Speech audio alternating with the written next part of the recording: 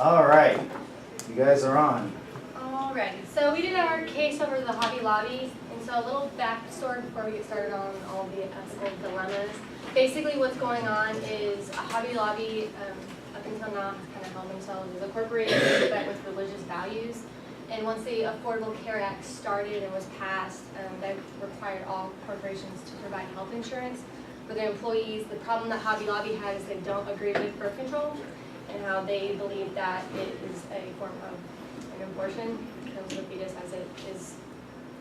Anyway, so what they are arguing against the Affordable Care Act is that it's their religious right to not provide basically birth control for their employees since it is against their religious beliefs. All right. Okay, so the first ethical theory that we use to look at this is deontological, and with that there's two parts. The first part is rational absolutism, which came about as flaws from religious absolutism. With religious, you don't really know which religion is true, so which one do you follow. So rational came about, and you analyze each situation with rational principles that can be applied to everything. And then with Hobby Lobby, we chose religious absolutism for them. Religious absolutism, you use religion as principles and you apply those to everything. So they use Christian principles and they use the Bible. And Carly's going to tell you a little bit more about that. So Hobby Lobby took the stance of religious absolutism. So they take the Bible as absolute authority. And so within the Bible, there are 10 commandments that Christians believe should be followed by all Christians. And one of those is thou shalt not commit murder. So the idea of the contraceptive wasn't the big deal that Hobby Lobby was going against, but it was what they believed, how it worked. That was the issue for them.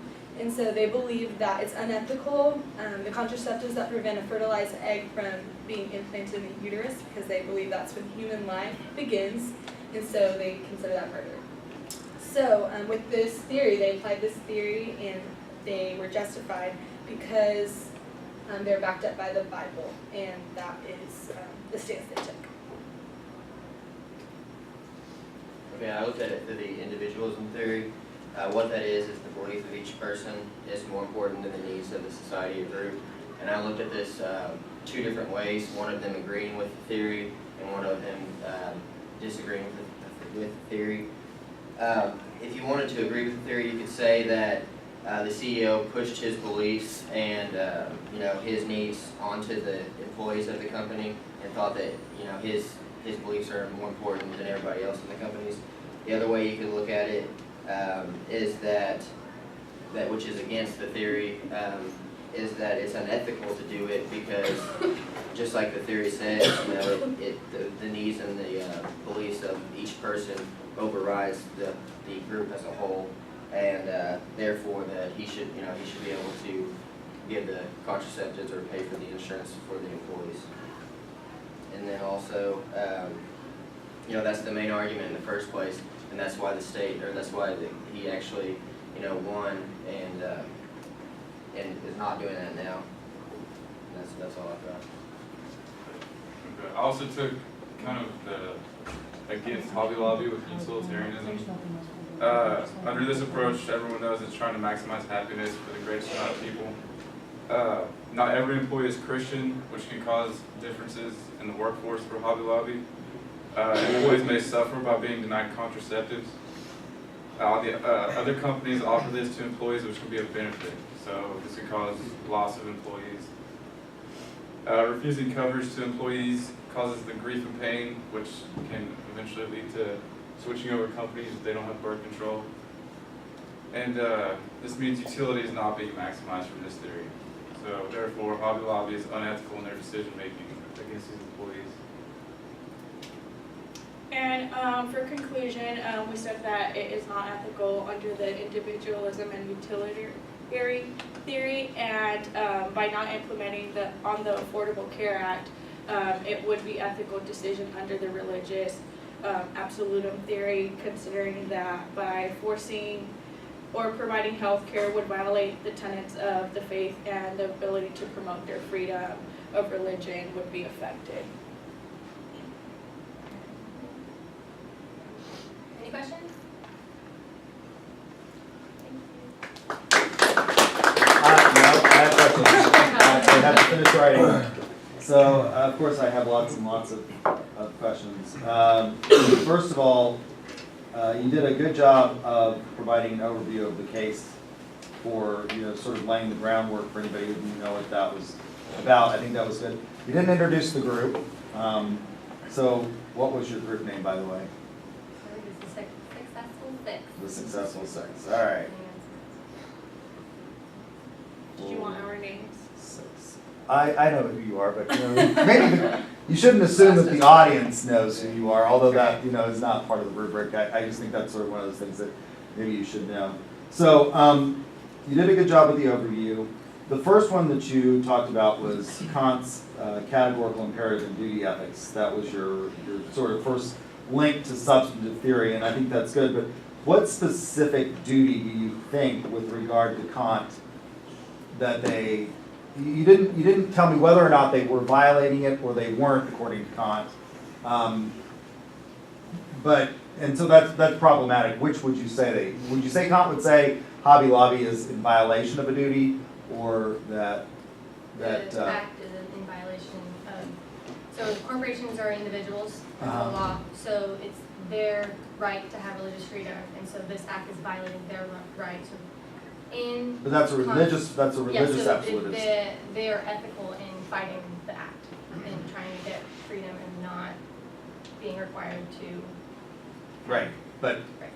Kant tries to fix the religious problem, and I'm asking, you mentioned Kant's duty theory. How do you think Kant would come down on this? Because Kant says you can't use religion, right? And that's the whole purpose of rational absolutism. So what would Kant's position be on this? You can't use religion, but is it not the law though that they have religious freedom? So I'm confused. So maybe it's not religion, but the fact that it's the law that they're allowed to have religious freedom? Okay, so you think Kant would take a legal positivism perspective? I don't think he would, no. Okay. I think Kant would say that it's independent of the law. So how do you think Kant would come down on this? What do you think Kant would say? Well, you just said you thought he wouldn't, so is that what we need? I don't think he would use a legal I mean, you might still come down on Hobby Lobby's side using Kantian ethics. I don't think you can use legal positivism for that. Because Kant wouldn't say that legal positivism is a version of cultural relativism. And I don't think Kant says that relativism is at all permissible. Okay, so allowing, let's bring it down to the big picture, allowing murder, because murder's okay, if we're going to say that, go extreme. Would he say that, yep, because you don't like murder, does that make it wrong? I mean, I'm confused what you're asking. I'm asking you what Kant's position would be with regard to Hobby Lobby. Since you used Kant as part of your argument, I'm asking you what Kant's position would be.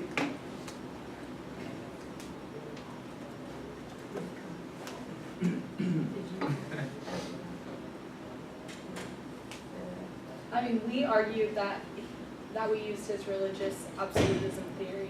Kant doesn't use religious absolutism. Kant uses rational absolutism. Religious absolutism is you turn to the book, right? You're going to turn to whatever book it is, and you're going to look at the book, and you can figure that out. Now, or maybe, I don't know that you can figure it out in the book, right? What does the book say? Okay, well, that seems to be pretty absolute. But there was a whole lot in the Bible that you could say where God allows people to be smited, right? I mean, you could find other rules in the Bible. I mean, you can find the authorization for the stoning of incorrigible children in the Bible,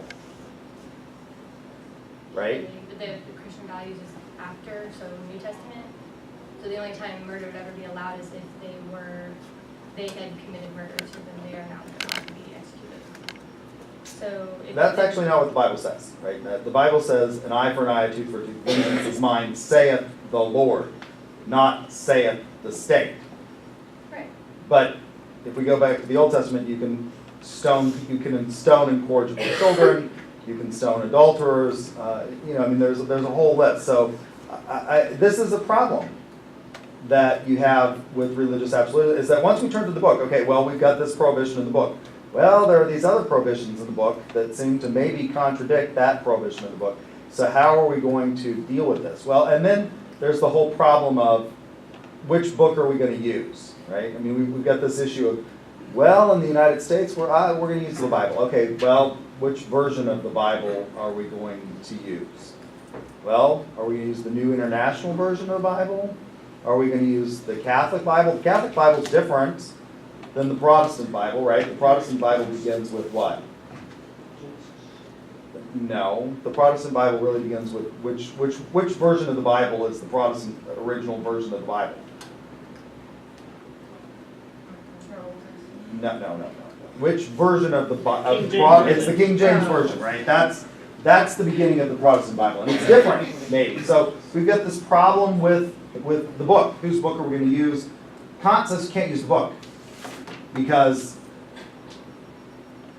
we're going to have a problem deciding whose book we're going to use, and then we're going to have a problem with which version of that book. Even if we could decide on the book, which version of the book are we going to use? And there may be all these conflicting duties in the book.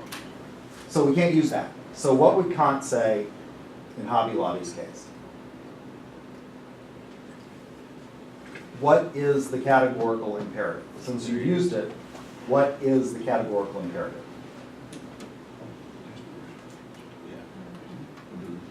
Well, we just on our slide we put what they both were, so we can tell you what they both were, but we used religious absolutism. Okay, well, I understand that, but I'm not sure if you go to the slide, go to slide 3.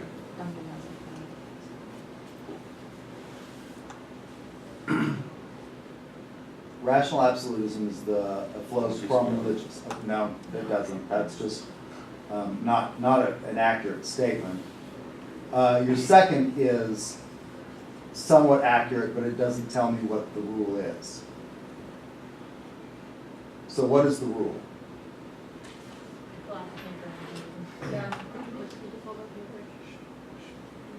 Okay, well, I would suggest that you all look at the paper and figure out what the rule is, and we'll have another shot at this on Thursday. How's that? Sure. Okay, group number 2? One thing is that we need to say that if they're an ethical company paying their taxes, why would they allow them to choose based on We can't present Bob. Is it emailed still? He's on his way up here. Where? You know, some people are We'll have to do it without it. We can't present without a PowerPoint. You gotta have that. Well, do you have a better suggestion? Hey, $100 you go right now. $100 you go right now? Right now. Did you say Duncan's 100? still not here. I got it. $100 you go right now. Hey, I just got it. They're missing one too. You just got it? I think Deal's I off the just got table. it. Hold on. Deal's off the table. Yeah. I just got it. Wow, what a great time. All right. Let's do this thing. Yeah, Duncan wasn't in class this morning either, so. Huh? Duncan wasn't in class this morning He either, so. clearly overslept. Slept through 2 classes live.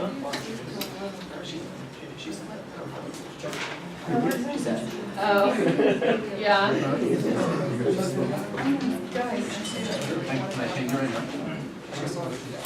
there were so many other sentences.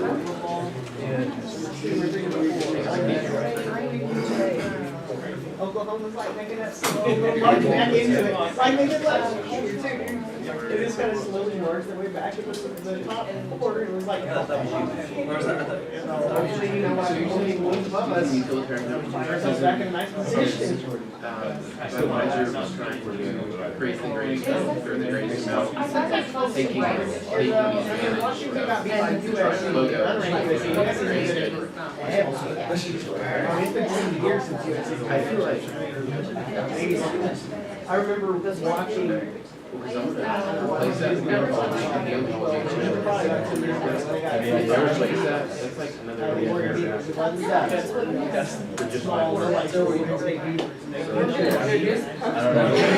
he just said, should I have?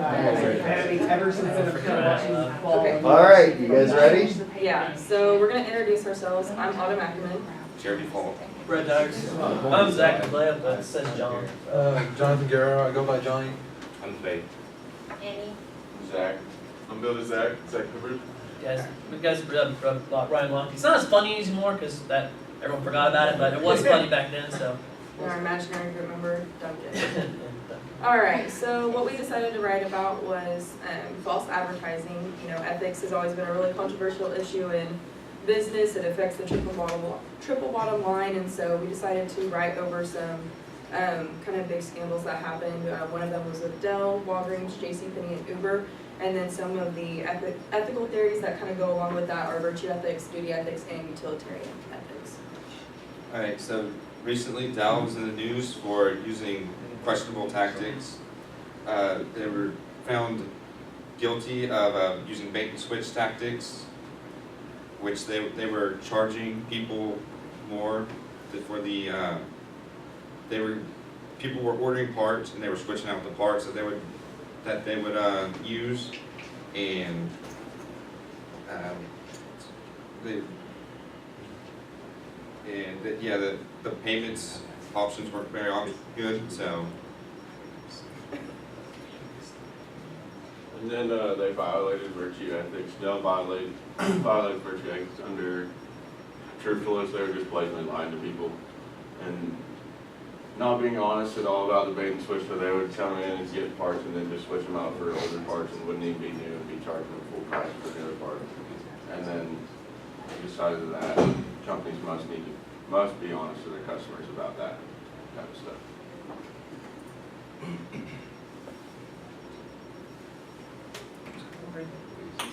It's probably Duncan would be my guess. Nope, I believe that is.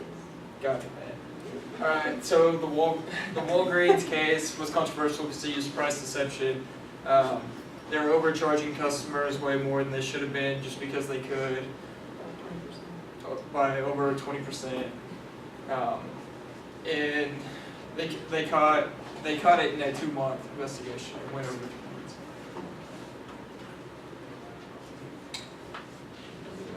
The duty ethics, the Walgreens has a duty ethics to their customers.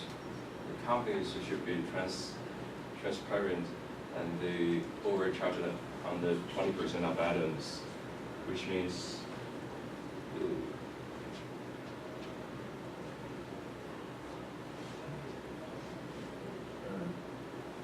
So pretty much Walgreens has the duty to obviously, not overcharge 20% of the items, and to, give them the best products, and to, just be ethical, and it's their duty to stay true to their customers, and not, because you can start lying to your customers, and Walgreens will start, everybody will start catching on, and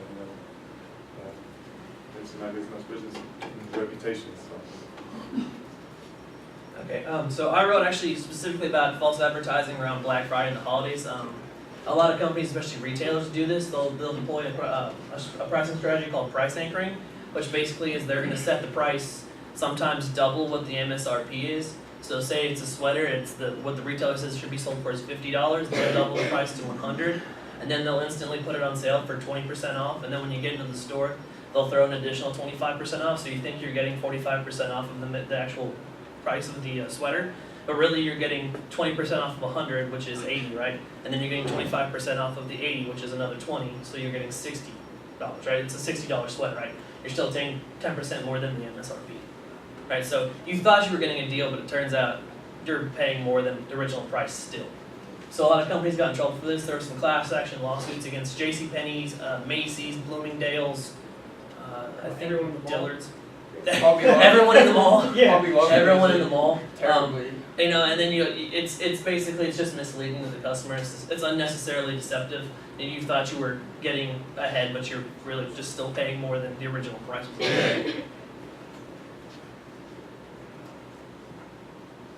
Right, and then same thing with, obviously it comes back to the duty. Ethics, JCPenney has a duty to their customer, misleading prices go against their duty, because, like you said, same thing with Walgreens, it's their duty to serve their customers, so the company should be honest and transparent, so.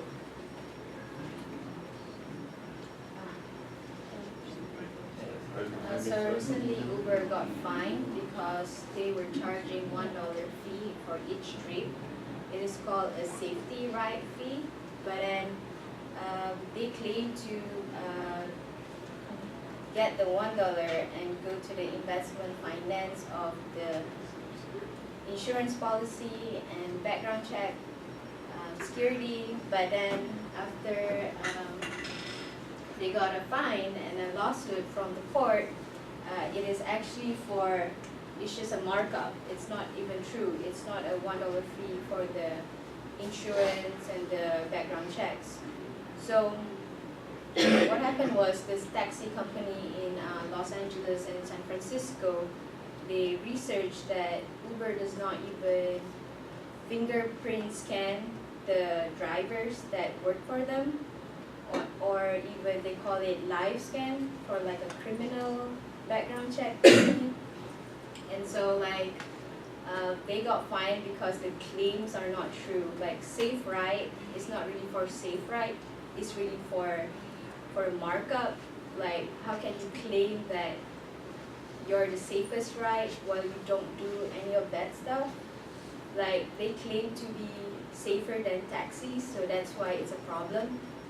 So then they got fined, but then they just changed the claims to be a booking fee instead of safe ride fee. So they still keep the $1 fee charge, but they claim to be the safest ride on the road. So some people in other countries, they have problems with the riders, like the drivers are actually a criminal from other state. But if you move to, let's say, San Francisco from Miami, but you have a criminal background in Miami, but in California you can't look up that background checks. So that's why they claim to have that safe ride fee. And then what is the ethics, is the duty ethics. As a company, you have the duty to tell the truth about the company. It's utilitarian. Sorry, I forgot that word. The utilitarian ethics. So they have the duty to tell the customers what is right and what is wrong, the truth. So because you're putting the customer at risk, that is why it is very wrong. And the reckless driver could be hired, and they could harm the employees, or they could harm the customers that ride on that Uber driver. So no. Okay. Conclusion is to automate. Okay, so basically by definition, all of these claims and all of these lawsuits deal with false advertising. So all 4 companies use this, and they all violate some ethical theory in some way or another, whether it be virtue, duty, or utilitarian ethics, and that's our presentation.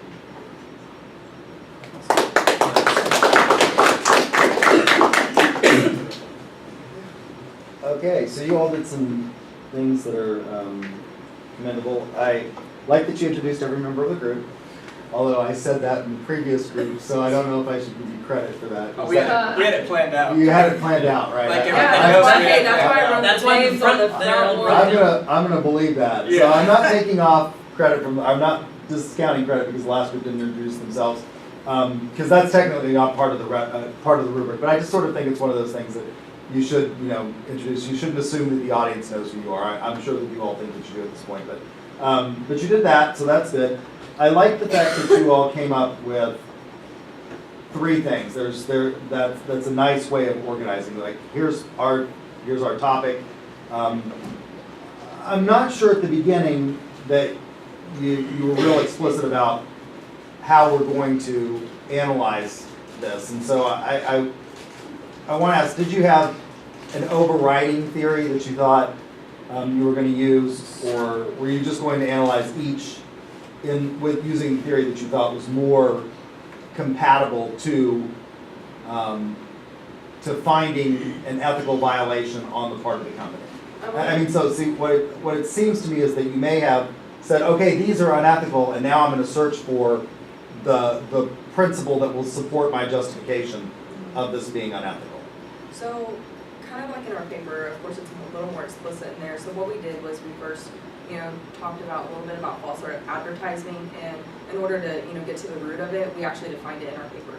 And so that's one of the things that we did, and then we kind of cross-converted the two as in, due to, maybe the definition, it's not unethical, but, due to, this ethical theory, it is unethical. I worded that really badly, but if that kind of makes sense. So, with this definition, it's okay, but with this definition, it's wrong, if that makes any sense. Okay, so what is your defining principle with regard to false advertising? What constitutes false advertising? Utilitarian. Well, no, what constitutes false What advertising? constitutes false advertising? As I would say, it's probably just deceiving your customers. So honestly, I think it's really heavily rooted in duty-based. As a company, you have a duty to be as transparent and upfront with your customers as possible. Obviously, you can't tell them margins and you can't tell them your cost for things, but for the most part, you have a duty to be upfront as upfront as possible and just outright deceiving people to get them in your store, to get them to come in and do a bait and switch, or if you're doing, like I said, price anchoring. I think that's pretty heavily rooted in duty. Okay, so I'm gonna wait. Let me talk to John for a minute. I'm going to agree with you. I'm going to agree with you that there is a duty. I think Kant would say there's a duty, right? Now, why is there a duty? But for the actual company to be upfront with their consumer. What is the heart of that duty? I'm going to agree with you that Kant would clearly say that there's a duty here, right? Okay. And I think you've identified one of the duties that he would say, and it's truthfulness. But why is that? It's honest. It's just being honest, really. But why is honesty important? It's a basic tenet of life. It's part of the golden rule. I'm not sure that when you went and got your shots as a child, the doctor said this isn't going to hurt a bit, right? Because he didn't. I know. They told me that, right? And he lied, right? Is that okay? Is that permissible? Yeah, it was good for Oh, okay. That's a big. That's saying it's a white lie. It's a very small thing that'll make you feel better that maybe not, and then you could argue that false advertising is the same thing. I mean, textbook definition is no, that's not all right, but that's hard for me. You're right. I'm going to give you that you are absolutely right. The textbook definition under Kant is that's not all right. That doctor should have said this is going to hurt like hell, kid, and you're going to scream and wail, and it's going to take 3 people to hold you down. Right. Yeah. I mean I'm going to grant you that you've got the right rule there. I want to know why that rule exists. from a business No, perspective. I want to know from an ethical perspective why Kant would say that rule exists. I don't think Kant's particularly concerned about business, which is somewhat problematic for business students, isn't it? It's why we have a tendency to devolve to utilitarianism, right? Because that's a much more comfortable position for us to be in, right? I want to know, what is the difference between puffery and false advertising, first of all? The extent to which you lie. It's what? The extent to which you. The extent to which you lie. Well, puffery's like Red Bull gives you Perception. wings. Is what? Red Bull gives you wings. That's puffery. Obviously, you're not going to fly because you drink a Red Bull. So that was actually deemed as false advertising. Yeah. They actually Okay. had a lawsuit against them a couple years ago for that. Wow. Okay, so They still say I it. would say, yeah, I would say that Red Bull gives you wings is an out and out, because we all know that you're not literally going to grow wings and fly. And this is one of the things that we've seen in the campaign, that people have said Donald Trump is engaging in hyperbole, right? He doesn't really mean that we're going to have, goon squads going out and rounding up every Mexican and throwing them back across the border. They would say it's hyperbole. And I think that's what, from a strictly standpoint, it's a lie. It's a lie, but it's hyperbole. Like, no, it's just so beyond the realm of belief, right? So, okay, what actually constitutes the difference between puffery and false advertising? I would say the difference is probably the actual intent, because there's actual intent behind the false advertising. Whereas puffery, you're making a claim to try to boost your company's image, or you're trying to push sales or whatever. Or maybe you want your company to have a tagline that gives you wings, whatever it is you want to be associated with. Whereas that false advertising, it's almost outright malicious. Yeah. Especially like my price anchoring example, when you know that sweater isn't worth $100. It's just kind of a pie in the sky figure that it's never meant to be sold at, but that's what you list it as. So when you see it, you're like, man, I'm getting 45% off, when you really got 40% off, but you thought it was 45. Right. Okay, but I would say the difference is if you can prove that it's fact. The actual definition of false advertising is deception with intent. Yeah. Okay. So, I think you've hit on the thing. It's fact, right? I think false advertising and the distinction. So, what would puffery be if it's not fact? You can't prove it to be false. Which would be what? I think we should go there. What's the other word for that? It's what? Opinion. Yeah, it's opinion. I think that's lowest prices around. Around where? Well, yeah, that where do we get, where's around? Now, with regard to the money on JCPenney, so I'm going to agree with you that that people don't know what the amount is. But what duty do they have to be informed consumers? So people get sloppy with the math, right? So you go to Macy's. Macy's does this perpetually, and this is one of the things that they've gotten in trouble for. And it's one of the things that I have a real problem with, because Macy's says, look, we're having a red tag sale, take an additional 25% off everything that's marked 50% off. And so people think they're getting 75% off, which they're not, because as you pointed out, what you have to do is you have to do the math carefully. You have to say, okay, it's 50% off of $100, so now I'm getting 25% off of $50, and that's not 75%. But are they technically lying to people? No. What responsibility? In an age in which we have these devices that are not supercomputers, but are connected to them, and you can do basic calculation on them, does the consumer have a responsibility? Yes. Because they're not technically lying. They are saying, take an additional 25% off of our already reduced inventory, of 50%. So you're getting 25% off of $50. What responsibility does the consumer have? I think it's completely the consumer's responsibility. To do the math? Yeah. Or to do what? Ask questions. Or to not shop there too. Or if to you have ask. a problem with it. Okay. All right. So there's this difference between fact and opinion. I think that's good, and I hope that you all made that in your paper. You did a good job also with the bait and switch and defining that. All right. The bait and switch. But I'm still not certain, and I think you're going to justify that, as I recall. You used on that one. The bait and switch, I wrote down that you used, if we go back to that slide, that you used virtue ethics. And I'm not sure why you used virtue with the bait and switch.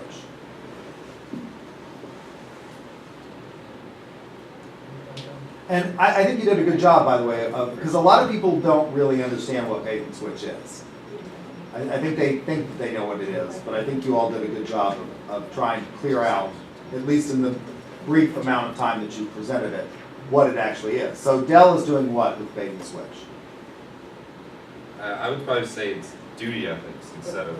Okay, yeah, I think that's right. I think that's correct. But what is it that Dell's doing? They were, what are they doing against that? Were they selling? The customers would order something and they would order a specific part and then they'd switch it out for an inferior part. An inferior part. Or they also had a warranty center which was pretty much useless. Okay. Now, I'm not sure that's bait and switch, is it? If you have a warranty that just doesn't cover anything, is that technically bait and switch? You can't get a hold of anyone. You have a warranty, but you can't access it or use it. I don't think that's outright bait and switch. I think the switching of parts. Now, the UCC clearly says that shipping non-conforming parts, unless you offer it as an accommodation, is both breach in the contract, but it doesn't necessarily lead to damages. If you offer it as an accommodation, well, it's both acceptance and breach at the same time, but if you offer it as an accommodation, it's not necessarily so. So people do that all the time, particularly with regard to industrial products. They'll say, you know, we need grade A eggs. Well, there's a way to grade A, but if you don't have grade A eggs, can you ship something that's non-conforming and it still be okay? Well, I think that depends on the level of sophistication of the consumer. So were they doing this with regard to B2C consumers, or were they doing it with regard to B2C, business to consumer? Okay. Is that a special category that we need to take more care in? Absolutely. Why? It protects the nation's economy as a whole. If you have an entire group of customers who've been screwed over, they're going to be less likely to go out and spend their cash somewhere else, and you need that to stimulate growth. Okay. I think especially in the business-to-business market, you're going to have people that are going to be able to tell, hey, this is an inferior product to this. You'll have more specialized knowledge, whereas your standard consumer might not have that same kind of knowledge. If you're ordering a graphics card, you'll have and you don't know that it's an inferior, you're none the wiser. But if another business would be like, okay, this isn't right. Okay. But I'm still confused why you used virtue ethics here. It should have been duty ethics. Should have been duty. So you want to switch that? It was our duty. Can you get there through virtue? Only let it run about way. Heard. I mean, I think you can get there for any of these using either duty, utilitarian, or virtue in a roundabout way. I'm sure, if you boil it down enough. Definitely virtue. I think you can get there through virtue. What would be the virtue? I'd go back to Franklin. What does Franklin say? I told you this. What was he fond of saying in Poor Richard's Almanac, which is full of pithy little pieces of advice? Honesty is what? The best policy. But why is honesty the best policy? Usually not a lot of fallout from honesty. It You don't pays have off. to apologize for honesty. It Usually. pays off well. I mean, we purchase from who we trust. If our mom bought Tide, we bought Tide because they got our clothes clean then. We trusted to do the same thing now. If mom trusted, I do. What is the major, so with regard to Walgreens and transparency, what is the major purpose? I'm going to agree with you. I think if we go to that slide, you did use duty on that one, right? Mm-hmm. All right, so I'm going to agree with you on that one. But why is transparency important? This goes all the way back to my initial questions on duty. Why is that important? In general or specifically relating to Both. Well, I think specifically with Walgreens, you're dealing with people's health, you're dealing with people's livelihood, like not just livelihoods, but their long-term health. So being completely honest with people about that's incredibly important. I would say that's probably paramount. That should be at the top of the list of things Walgreens should be doing right. I don't think that's something you can skim on. Okay, so why is that duty important?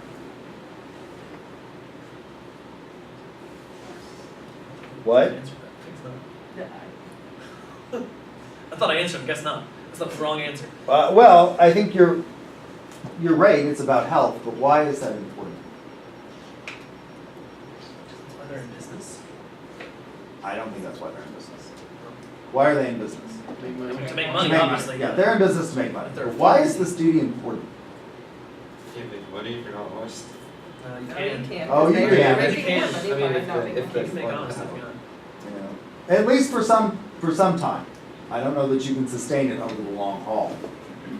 All right, so I am going to ask you guys on Thursday why you have to be honest. You all did a good job, by the way, and recovered well.